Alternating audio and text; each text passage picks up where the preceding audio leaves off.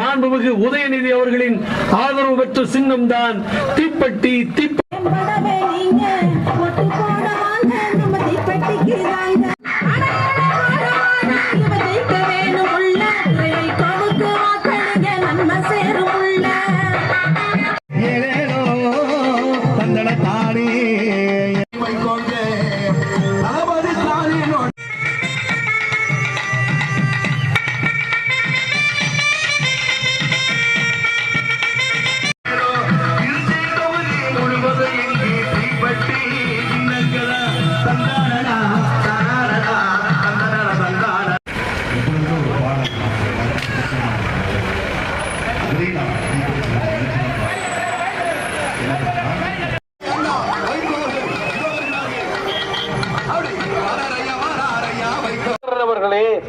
திருச்சி மாநகர் கிழக்கு செயலாளர் மதிவாணன் அவர்களே, மாநகர் மாவட்ட செயலாளர் வெல்லமண்டி சோமு, முன்னாள் சட்டமன்ற உறுப்பினர் KN சேகரன், தெற்கு மாவட்ட காங்கிரஸ் தலைவர் கோவிந்தராஜ், அதற்கான நாடாளுமன்ற தேர்தலில் தமிழகத்தினுடைய முதலமைச்சரும் இந்தியா என்ற கூட்டமைப்பை ஏற்படுத்துவதற்கு அச்சாணியாக திகழ்கின்றவரும் தமிழகம் பூராவிலும் சுற்றி வந்து 39 தொகுதிகள் தமிழ்நாட்டில், ஒரு தொகுதி புதுவையில், 40 தொகுதிகளிலும் நாம் வெற்றி பெறுவதற்குரிய சூழல் உருவாகி இருக்கக்கூடிய இந்த நேரத்தில் நாம் தான் இந்தியாவுக்கே வழிகாட்ட வேண்டும் என்ற நிலையில் இந்தியா கூட்டணி அதனுடைய ஆலோசனை கூட்டம் மும்பை நகரிலும், பெங்களூரிலும், டெல்லியிலும் நடந்த போது நானும் அதிலே கலந்து கொண்டேன். திராவிட முன்னேற்ற கழகத்தின் தலைமையிலான கூட்டணியில்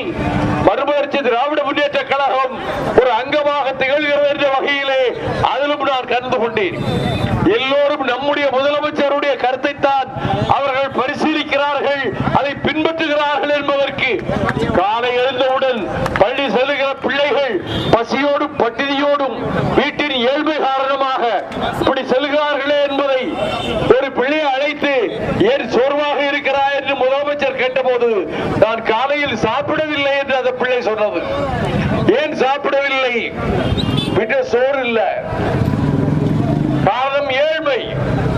அன்றே முடிவெடுத்தார், இனி மதிய உணவு மட்டுமல்ல காலை உணவும் பிள்ளைகளுக்கு கொடுக்க வேண்டும் என்று அந்த முடிவெடுத்ததனாலே லட்சம் தாய்மார்கள் நம் பிள்ளை நல்லா சாப்பிட்டு விட்டு தெம்பாக இருக்கிறார் என்று இந்தியா என்ற ஒரு நாடு இந்த உலகத்திலே இருக்கிறது.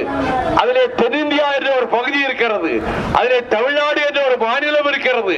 அந்த மாநிலத்தினுடைய முதலமைச்சர் மிஸ்டர் ஸ்டாலின் அவர் இந்த திட்டத்தை இங்கே அறிமுகப்படுத்தி இருக்கிறார். ஆகவே ஏற்றிருக்கக்கூடிய என்னுடைய ஆர்வீர் சகோதரர் தளபதி ஸ்டாலின் அவர்களுடைய உடன்பிறப்புகளான, என் உயிரினும் மேலான அன்பு உடன்பிறப்புகளே என்று டாக்டர் கலைஞர் அவர்கள் சொன்ன மாத்திரத்திலே கரமொலி எழுப்புகின்ற இந்த கூட்டம் தான், இங்கே திரண்டிருக்கக்கூடிய இந்த கூட்டம் தான் தமிழ்நாடு பூராவிலும் இன்றைக்கு பரவி நிற்கிறது. இந்த தேர்தலில் ஜனநாயகமா சர்வாதிகாரமா என்ற கேள்விதான் நம் முன்னால் இருக்கிறது. நரேந்திர மோடி ஒரு சர்வாதிகாரியை போலத்தான் இப்பொழுது பேசுகிறார். அவர் பேச்சில் பண்பாடு இல்லை, அவரது பேச்சிலே நாகரீகம் இல்லை. 120 கோடி மக்கள் வாழ்கிற இந்த உபகண்டத்தினுடைய பிரதமர் என்ற எண்ணமும் இல்லை.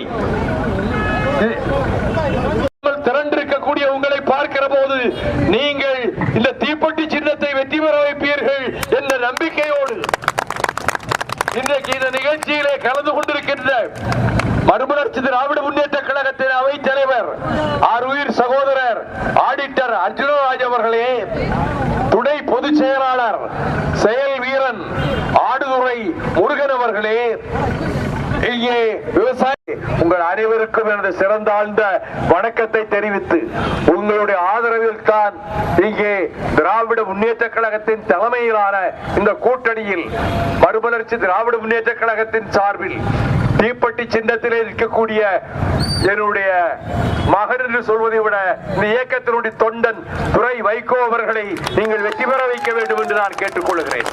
சில பேர் கேட்கலாம், நீங்கள் ஏன் தீப்பெட்டி சின்னத்தை தேர்ந்தெடுத்தீர்கள் என்று.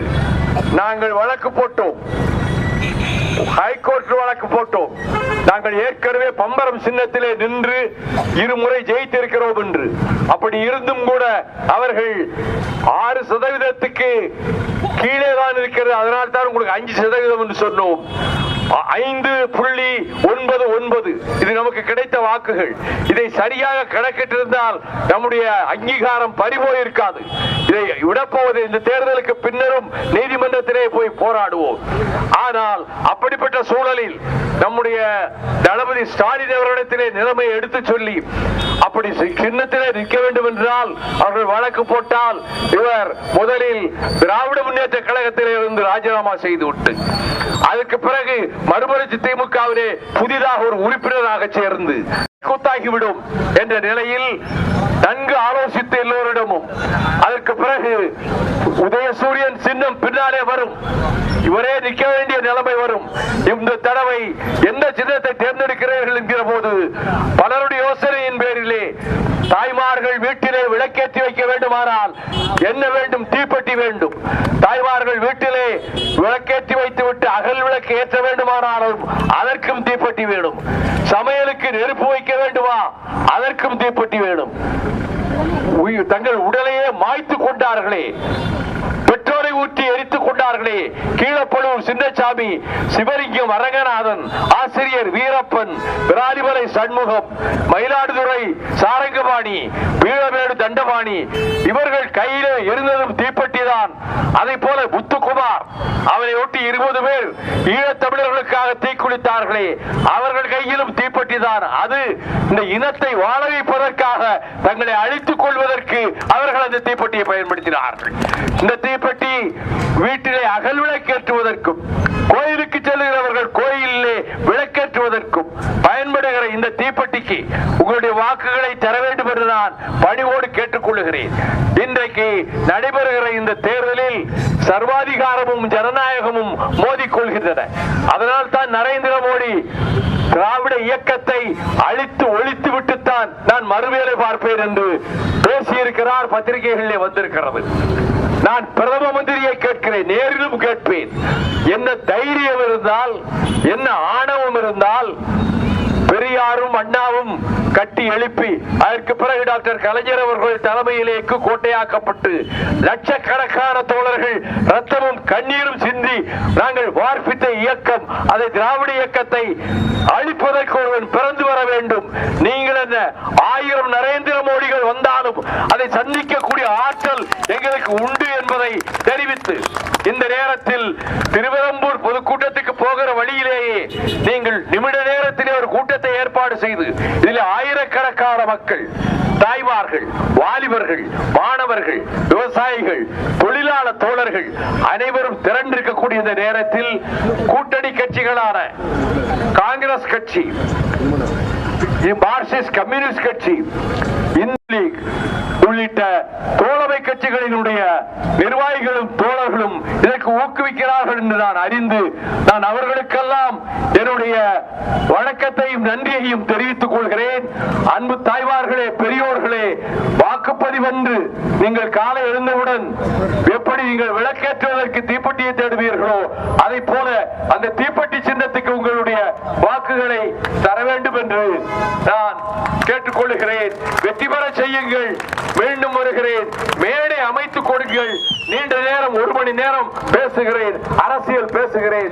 உங்களுடைய வரவேற்புக்கு நன்றி, உங்களுடைய ஆதரவுக்கு நன்றி. வாழ்க தந்தை பெரியார் புகழ், வாழ்க அறிஞர் அண்ணா புகழ், வாழ்க டாக்டர் கலைஞர் புகழ், நீடூழி வாழ்க ஸ்டாலின். அதை போல வாழ்க வாழ்க உலகம் இதுவரை கண்டும் கேட்டு பெறாத மாவீரன் பிரபாகரன் புகழ் வாழ்க என கூறி நன்றி விடை பெற்றுக் கொள்கிறேன். நன்றி, வணக்கம்.